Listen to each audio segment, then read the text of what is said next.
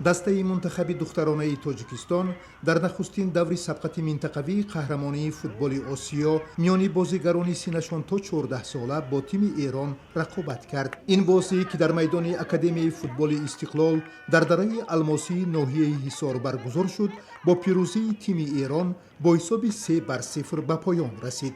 ду голи меҳмононро Марьям Муҳаммадӣ дар нимаи аввали дидор ба ҳадаф расонд. بازی والا رقیب خیلی خوب بود. ما تمام سعی تلاشمون رو کردیم که رقیب رو تو زمین خودش شکست بدیم که موفق شدیم. нимаи дуввуми бозӣ низ бо бартарии тими Эрон гузашт. туби севуми эрониҳоро Баҳор Сирос ба дарвозаи мунтахаби Тоҷикистон ворид кард.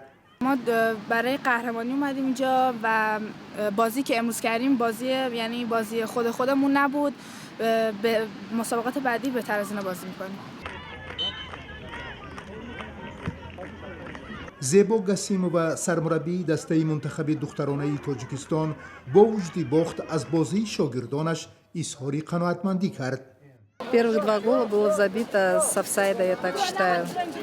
Ну и команда соперников достойная.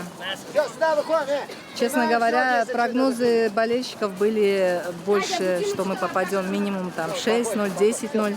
Девочки отстояли игру, показали характер свой. Но, как, так скажем, психологически чуть-чуть проиграли.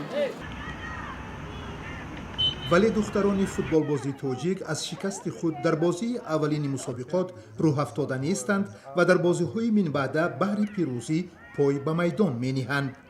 вақте ки мо ба майдон баромадем, мо натарсидем ки ба эрон моро мебинам ва мо мефаҳмидем ки мо эронро мебинем, не ки афсӯс бурида натавонистем, не ки моро афтода намешавем, даври дига ҳатман бурида метавонем. дар сабқати минтақавии қаҳрамонии футболи осиё миёни духтарони синашон то 14 сола дар минтақаи осиёи ҷанубӣ ва марказӣ ки рӯзи 26 апрел дар тоҷикистон шурӯъ шуд 7 даста ширкат дорад.